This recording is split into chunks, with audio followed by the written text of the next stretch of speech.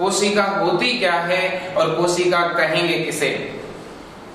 एक जानकारी जब कोशिका नाम आ जाता है तब आपके जहन में जरूर आती होगी, आप हमेशा ये जानकारी पढ़ते होंगे जब हम कोशिका की बात करते हैं तब आप ये जरूर पढ़ते हैं कि इस वर्ल्ड में जितने भी प्रकार के सजीव है वो कहीं ना कहीं कोशिका से ही मिलकर बने हैं। तो मैं ये कह सकता हूं कि कोशिका स्ट्रक्चरल एंड फंक्शनल यूनिट है किसकी, लिविंग ऑर्गेनिज्म की। जितने भी प्रकार के इस वर्ल्ड में सजीव हैं वो सभी मिलकर बने होते हैं किससे, कोशिका से।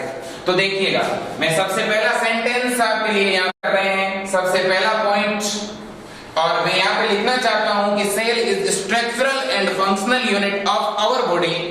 देखिए तो जो सेल होगी वो स्ट्रक्चरल एंड फंक्शनल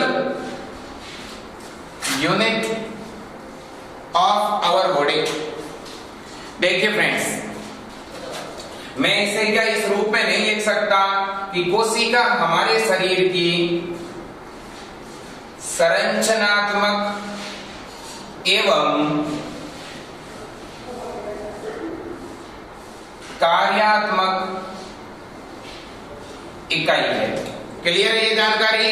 तो एक जब आपसे इतना कोई पूछ ले कि बच्चों बताइएगा कोशिका से क्या अभिप्राय, तब आपका आंसर सीधा और सटीक होना चाहिए कि जितने भी प्रकार के सजीव है उनके शरीर की संरचना मिलकर बनी है किससे, कोशिका से। तब हम कह सकते हैं कि कोशिका सजीवों के शरीर की कैसी इकाई है बच्चों, संरचनात्मक। और हाँ, दूसरी एक बात, कोशिका सजीवों के शरीर की कार्यात्मक इकाई क्यों है, क्योंकि मेरे शरीर के अंदर जितनी भी क्रियाएं चल रही है वो कहीं ना कहीं कोशिका पर आधारित है। यहां तक जानकारी क्लियर है। अब सुनिएगा, अब मैं एक जानकारी और लिख दूं, मैं ये भी कह रहा हूं कि कोशिका जो है वो सजीवों की जेनेटिक इकाई है। जेनेटिक यूनिट कैसे है, क्योंकि बच्चों कोशिकाओं के अंदर होता है क्या, केंद्रक। कोशिका के अंदर क्या होता है, केंद्रक। केंद्रक के अंदर क्या होता है, आनुवंशिक पदार्थ डीएनए या जीन। और इन जीनों का काम है माता पिता के लक्षण संतान में पहुंचाना, मतलब एक पीढ़ी से अगली पीढ़ी में आनुवंशिक लक्षणों का ट्रांसफर करना। क्लियर है कि नहीं है। तीन चीजें सीख गए क्या, कोशिका सजीवों के शरीर की स्ट्रक्चरल, कोशिका सजीवों के शरीर की फंक्शनल एंड कोशिका सजीवों के शरीर की कैसी इकाई है बच्चों, जेनेटिक। क्लियर। अब सुनिएगा, अब हम बात कर रहे हैं इसकी हिस्ट्री की कि भाई आखिर सबसे पहले वो साइंटिस्ट था कौन जिसने कोशिका का पता लगा लिया, जिसने कोशिका की खोज कर दी।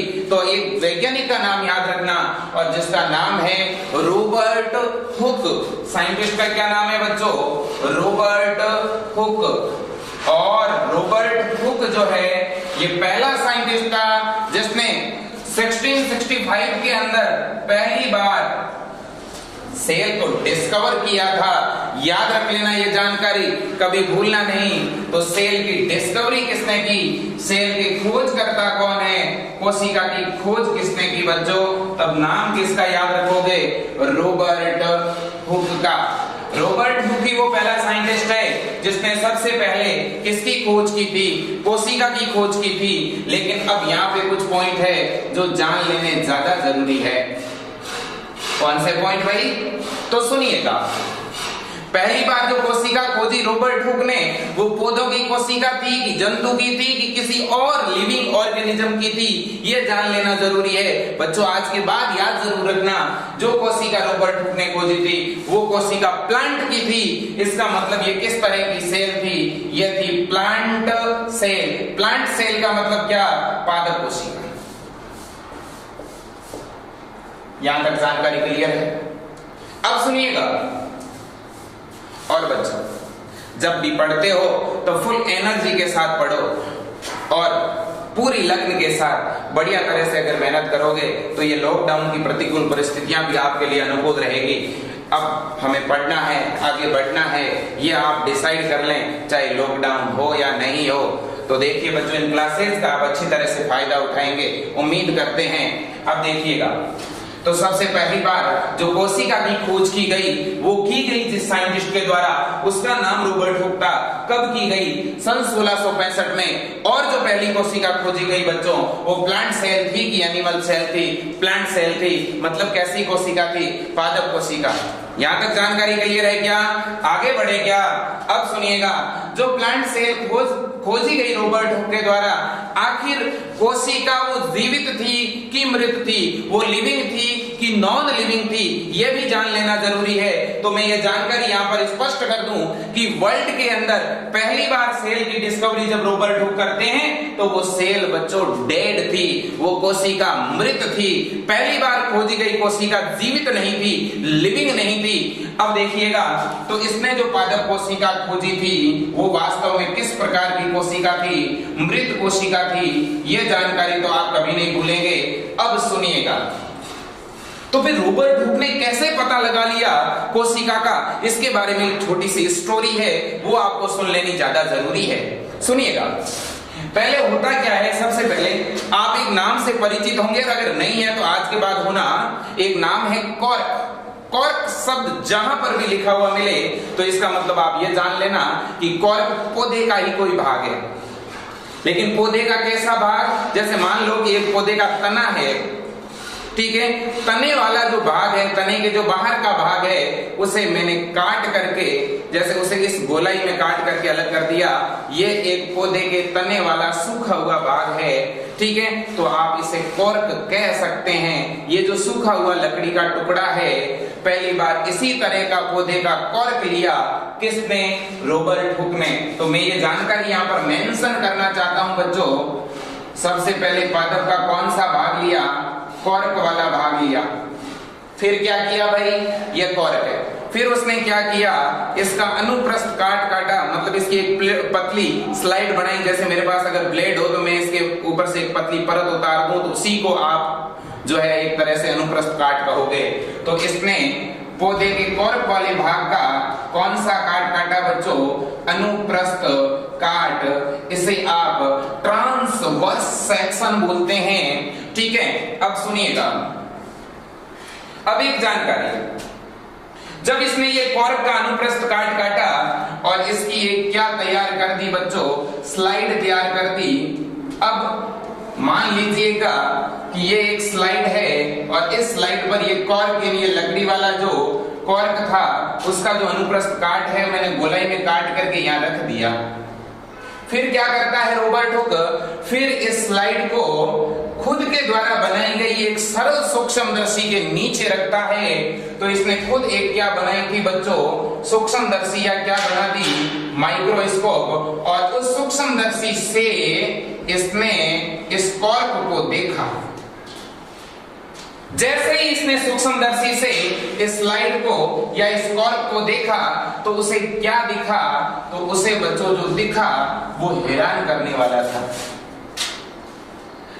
ये जब उस स्लाइड पर रख रहा था तब तो एक लकड़ी का टुकड़ा मात्र था, लेकिन माइक्रोस्कोप से जब देखता है तो उसे मधुमक्खी के सत्ते के जैसे बहुत सारे कोष्ठ दिखाई दिए, बहुत सारे कोसा दिखाई दिए, बहुत सारे सेलुला दिखाई दिए।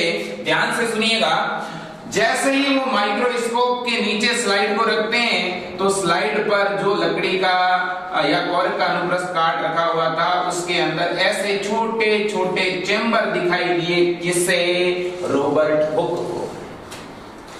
और ये जो चेंबर दिखाई दिए, छोटे छोटे जो कोष दिखाई दिए, इनको पहली बार कोसा कहा गया, अर्थात बच्चों इसे सेलुला बोला गया।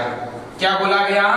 सेलुला, ठीक है। तो पहली बार इसने इसे क्या नाम दे दिया? सेलुला। रॉबर्ट हुक ने कहा ये तो सेलुला है, ये कोसा है। अरे बच्चों आपको नहीं दिख रहा है क्या? सेल हम किसे बोलते हैं आखिर? जैसे मेरे पास एक पेज है, मैंने पेज पर कुछ ऐसी अनुप्रस्थ लाइनें खींच दी और कुछ ऐसी हॉरिजॉन्टल अनुदैर्ध्य लाइन खींच दी, तो ये जो कॉलम बने इन्हीं को तो सेल बोलते हैं ना।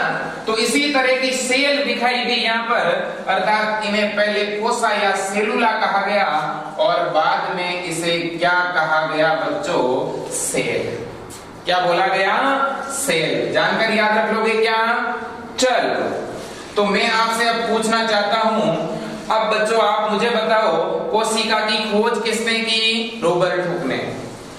कोशिका नाम किसने दिया? फिर name cell given by Robert Hooke. भाई नाम भी तो हुक ही देगा, जिसने खोज की वही तो नाम देगा, ठीक है। तो सेल जो नेम है वो भी किसके द्वारा गिवन? रॉबर्ट हुक के द्वारा। डिस्कवरी रॉबर्ट हुक के द्वारा। पहली सेल किसकी थी? प्लांट सेल थी, ठीक है। जीवित थी कि मृत थी? मृत पादप कोशिका, ठीक है। पौधे के कौन से भाग से अनुप्रस्थ काट काटा? कॉर्क वाला भाग लिया। काट कौन सा था? टीएस था कि हॉरिजॉन्टल था? तो टीएस अनुप्रस्थ था, ठीक है। उसकी क्या बनाई? स्लाइड। किसके नीचे रखा? सूक्ष्मदर्शी के। क्या दिखाई दिए? कुछ कोष्ठ दिखाई दिए। किसके जैसे? तो यहां इसने लिखा है, मेंशन किया है, ठीक है, मधुमक्खी के सत्ते के समान। और मधुमक्खी के सत्ते के समान जो इसे दिखाई दिए कोसा, इसे इसने कह दिया क्या? पहले सेलुला, बाद में कहा सेल। क्लियर? ओके। अब देखिएगा, एक तो डिटेल बताना चाहता हूं, बाकी अपन कल डिस्कस करेंगे।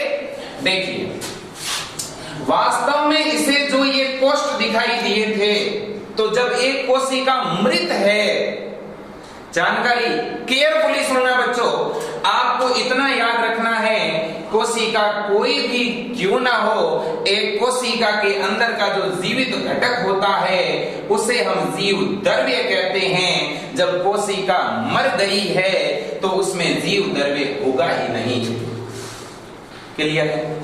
अब जीव द्रव्य नहीं होगा तो जीव द्रव्य के बाहर एक झिल्ली पाई जाती है, उसे कोशिका झिल्ली कहते हैं। कोशिका झिल्ली भी तो एक तरह से इसका जीवित घटक है, तो वो भी नहीं होगा। पौधों की कोशिका झिल्ली के बाहर एक और आवरण पाया जाता है, और इस आवरण को हम बोलते हैं बच्चों सेल वॉल, और इस आवरण को हिंदी में बोलते हैं बच्चों कोशिका भित्ति।